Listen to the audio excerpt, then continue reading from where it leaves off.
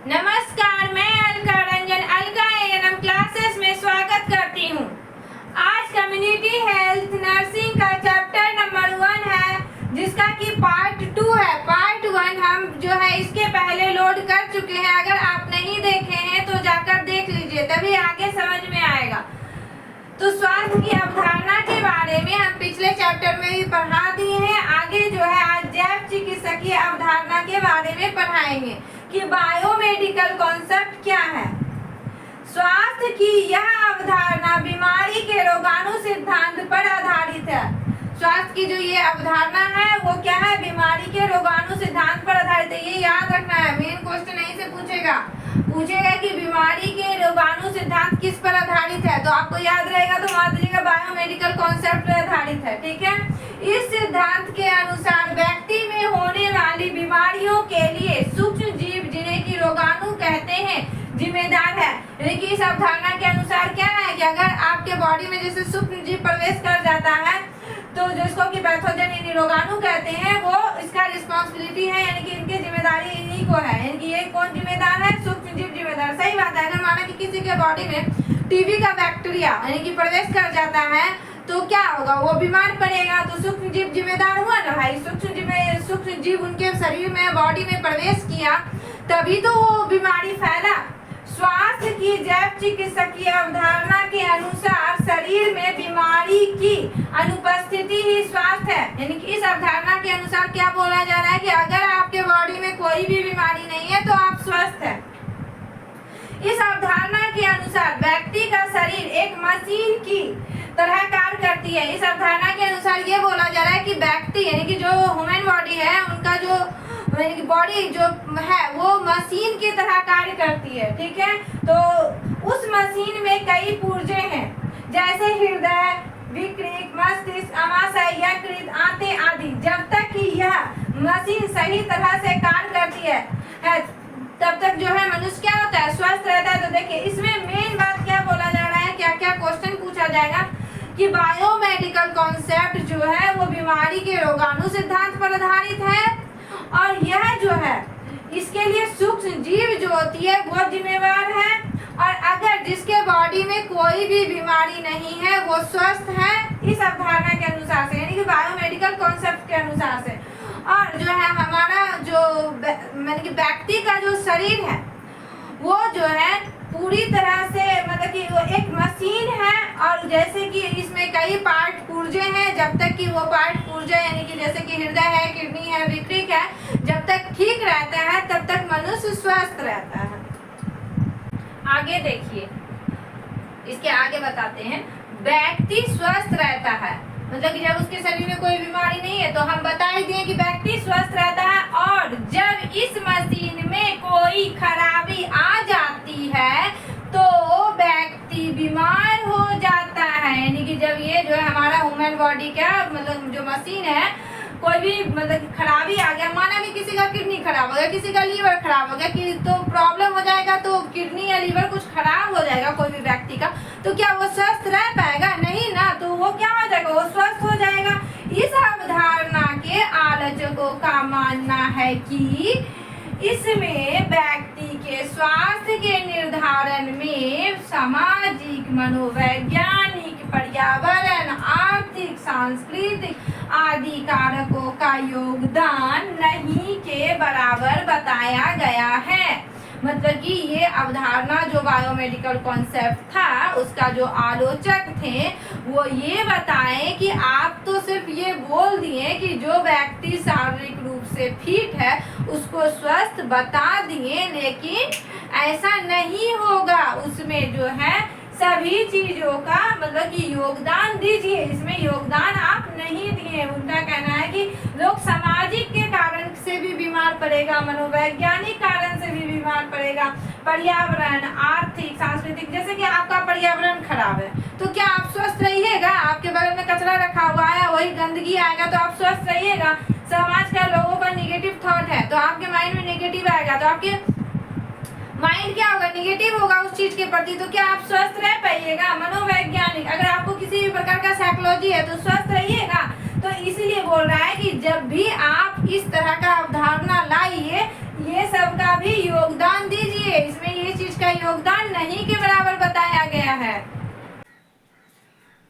देखिए 2 नंबर में क्या है, मनोवैज्ञानिक अवधारणा। मनोवैज्ञानिक अवधारणा यानी कि साइकोलॉजिकल कॉन्सेप्ट। साइकोलॉजिकल कॉन्सेप्ट को हम समझेंगे। इस अवधारणा के अनुसार अनेक मनोवैज्ञानिक कारक भी व्यक्ति के स्वास्थ्य को प्रभावित करते हैं। अब देखिए समझिए, इस अवधारणा के अनुसार क्या बोला गया है कि जो है अनेक मनोवैज्ञानिक कारक व्यक्ति के स्वास्थ्य को प्रभावित करते हैं। अब आप सोचिएगा कि ऐसा क्या होगा मनोवैज्ञानिक कारक में जो कि हम बीमार पड़ जाएंगे, हमारे स्वास्थ्य को प्रभावित करेगा। तो देखिए मनोवैज्ञानिक कारक का मतलब क्या हो गया कि साइकोलॉजी, यानी कि आपके माइंड में साइकोलॉजी हो गया है, तो आप उसके माइंड के साइकोलॉजी के वजह से आप बीमार पड़ जाइएगा। फॉर एग्जाम्पल, अगर कोई व्यक्ति बीमार है और आप उसके संपर्क में चले जाते हैं, तो अगर कोई व्यक्ति बोल दिया कि आप उसमें सटे ना, तो अब आप बीमार पड़ जाइएगा। तो क्या होगा ना कि आपके माइंड में साइकोलॉजी हो गया कि अरे हम तो अब उसमें सट गए, अब तो हम बीमार पड़ जाएंगे। तो अब वो आप बीमार पड़िए अथवा ना पड़िए, लेकिन आपके माइंड में वो चीज सेट हो गया, मतलब कि आपको साइकोलॉजी हो गया, तो आप तो उसके वजह से बीमार पड़ जाइएगा, माइंड के थिंकिंग के वजह से। या फिर कोई बोल देता है कि अरे तुम उसको देखा ना, जैसे कि उसका यानी कि आंख रेड था, तो अब तुम्हारा भी आंख रेड हो जाएगा। तो देखने से थोड़ी ना बीमारी होता है, लेकिन उसके माइंड में क्या हो गया, साइकोलॉजी हो गया। तो अब क्या है, साइकोलॉजी की वजह से भी लोग क्या है, बीमार पड़ जाते हैं। वही बोल रहा है कि साइकोलॉजी यानी मनोवैज्ञानिक कारक जो है वो व्यक्ति के स्वास्थ्य को प्रभावित करता है। यहाँ तक आप लोगों को क्लियर हो गया होगा। आगे समझिए, यहाँ स्पष्ट है व्यक्ति के स्वास्थ्य की निर्धारण में उसकी मनोवृत्ति यानी कि साइकोलॉजी का भी अहम योगदान होता है।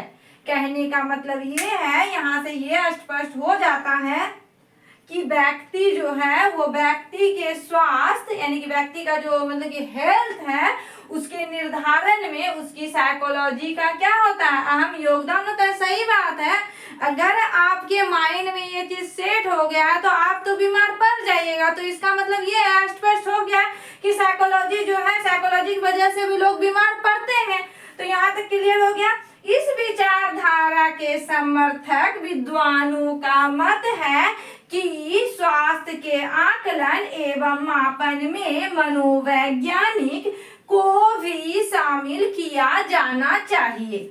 इसका मतलब ये है कि इस पे जो विद्वान लोग हैं वो विचार किए कि क्या सही में साइकोलॉजी की वजह से लोग बीमार पड़ते हैं। जिस समय आप स्वास्थ्य के बारे में लोगों को बताते हैं कि आप कैसे स्वस्थ हैं, तो आप यानी साइकोलॉजी को भी शामिल कीजिए। यहाँ पर वही बोलना चाह रहा है कि उनका विचारधारा ये है विद्वानों का कि आप जिस समय स्वास्थ्य का आकलन मापन करते हैं उसमें मनोवैज्ञानिक को भी शामिल किया जाना चाहिए। इसका मतलब ये नहीं कि आप ये सिर्फ बोल दीजिए कि आपके शरीर में सिर्फ कोई बीमारी नहीं है तो आप स्वस्थ हैं, आप वो नहीं बोलिए। आप इनका भी आकलन मापन कीजिए कि वो मनोवैज्ञानिक तरीके से भी फिट हो। इनका भी आप जो है मनोवैज्ञानिक कारकों को भी शामिल कीजिए। जिसको कि साइकोलॉजी नहीं है तो वो बीमार नहीं पड़ेगा, यानी कि साइकोलॉजी की वजह से भी लोग बीमार पड़ेगा। तो यानी कि साइकोलॉजी भी नहीं होना चाहिए। जिस समय आप आकलन मापन कर रहे हैं तो इसको भी शामिल कीजिए। 3 नंबर में परिस्थितिकी अवधारणा यानी कि इकोलॉजिकल कॉन्सेप्ट के बारे में पढ़ेंगे। इस अवधारणा के अनुसार मनुष्य तथा उसके पर्यावरण के मध्य पाए जाने वाला हार्मोनियस संतुलन भी उसके स्वास्थ्य को प्रभावित करता है। देखिए इसमें क्या बोला गया है परिस्थितिकी अवधारणा में कि जो कि मतलब कि पर्यावरण में मनुष्य और पर्यावरण के बीच एक संतुलन रहना चाहिए, नहीं तो वो स्वास्थ्य को प्रभावित करेगा। क्या संतुलन रहना चाहिए? कहने का मतलब कि आप जिस पर्यावरण में रह रहे हैं वहाँ का पास पड़ोस वातावरण साफ सुथरा रहना चाहिए, तभी ना आपके बीच और आपके पर्यावरण के बीच एक यानी कि हार्मोनियस संतुलन यानी कि एक बॉन्डिंग रहेगा, संतुलन बना हुआ रहेगा और तभी आप स्वस्थ रह पाइएगा। अगर माना कि अगर आपका विचार ऐसा है कि नहीं मेरा घर तो साफ सुथरा है ना, हम तो खूब ब्यूटीफुल दिख रहे हैं ना क्रीम पाउडर लगा करके, हमको पर्यावरण से क्या मतलब, तो वैसे में नहीं होगा। पर्यावरण आपको पर्यावरण से कोई मतलब नहीं है तो पर्यावरण में गंदगी फैला हुआ है और वो गंदगी पे मक्खी बैठेगी, आपके यहाँ आकर के बीमारी फैलाएगी। मच्छर है, मच्छर आकर के बीमारी फैलाएगा, बस सब समझ में आ जाएगा कि आपको पर्यावरण से कोई मतलब नहीं है। तो इसीलिए पर्यावरण को स्वच्छ रखना है, तभी आप स्वस्थ रह पाइएगा। आगे है, यदि व्यक्ति अपने पर्यावरण के साथ प्रभावी समायोजन बनाने में कामयाब हो जाता है तो व्यक्ति स्वस्थ रहेगा। कहने का मतलब ये है कि यदि आप पर्यावरण में संतुलन बनाने में कामयाब है यानी कि पर्यावरण को साफ सुथरा रखते हैं और तो आप जो है स्वस्थ रहिएगा। पर्यावरण के साथ कुसमायोजन व्यक्ति में अस्वस्थता की स्थिति उत्पन्न कर देती है। कहने का मतलब ये है कि पर्यावरण के बीच आपका समायोजन नहीं है, आप मतलब कि पर्यावरण से आपको कोई मतलब नहीं है, जैसे तैसे मतलब कि गंदगी फैला हुआ है तो समायोजन नहीं है, तो आप क्या है, आप अस्वस्थ हो जाइएगा और आप बीमार पड़ जाइएगा। व्यक्ति के चारों तरफ पाए जाने वाला जल, हवा, पेड़ पौधे, जीव जंतु आदि सभी मिलकर ही उसके पर्यावरण का निर्माण करते हैं। कहने का मतलब क्या है, जैसे कि पर्यावरण का मतलब क्या होता है, परि प्लस आवरण। परि का मतलब कि चारों ओर का जो आवरण है उसके बारे में। तो आपके पर्यावरण में चारों तरफ क्या है, चारों तरफ क्या है, जल है, हवा, पेड़ पौधा, जीव जंतु यानी कि जीव जंतु सभी मिलकर ही पर्यावरण का निर्माण करते हैं। यानी कि क्या है कि अगर आपके पर्यावरण में जल को भी शुद्ध रहना जरूरी है, अगर जल शुद्ध नहीं रहेगा आप उसको पिएगा तो उससे बीमारी फैलेगा। जैसे कि गंदा जल पिएगा तो हैजा होगा, या फिर माना कि यानी कि पर्यावरण को आप साफ सुथरा नहीं रख रहे हैं और बाहर में गंदा पानी जमा है तो वहाँ मच्छर जो है क्या करेगी, मच्छर से उत्पन्न होगा और वो यानी कि लार्वा देगी और उससे क्या होगा, बीमारी फैलेगा। हवा, अगर हवा आपका पर्यावरण का शुद्ध नहीं है तो सांस से संबंधित बीमारी या और भी अन्य बीमारी फैलेगा। पेड़ पौधा का अभाव है तो शुद्ध हवा संभव नहीं हो पाएगा। जीव जंतु आदि सभी का मिलकर ही उसके पर्यावरण का निर्माण कर देंगे कि सब कुछ अगर आपके पास ये सारा चीज अगर सही ढंग से उपलब्ध है तभी आपका पर्यावरण का निर्माण होगा। पर्यावरण में जल प्रदूषण, वायु प्रदूषण, ध्वनि प्रदूषण, रोग उत्पन्न करने वाले सूक्ष्म जीवों आदि की उपस्थिति व्यक्ति में उस अनेक स्वास्थ्य समस्याएं उत्पन्न कर सकती है। देखिए अगर पर्यावरण में जल प्रदूषण, हम अभी ना बताए जल के बारे में, जल से बीमारी कौन कौन फैलता है, वाटर बॉर्न डिजीज होगा ना, वायु प्रदूषण होगा ना, अगर होने की गंदा है तो ध्वनि प्रदूषण, आपको सुनने में प्रॉब्लम होगा ना, तो रोग उत्पन्न करती है। ये सब की उपस्थिति यानी सूक्ष्म जीव, अगर सूक्ष्म जीव यानी कोई बैक्टीरिया वायरस उपस्थित है तो क्या होगा, लोगों के स्वास्थ्य समस्याएं उत्पन्न कर सकती है। यही है इकोलॉजिकल कॉन्सेप्ट यानी कि स्वास्थ्य की अवधारणा के बारे में। तो आज के लिए इतना ही और अगला वीडियो में आपको आगे बताएंगे। Thank you.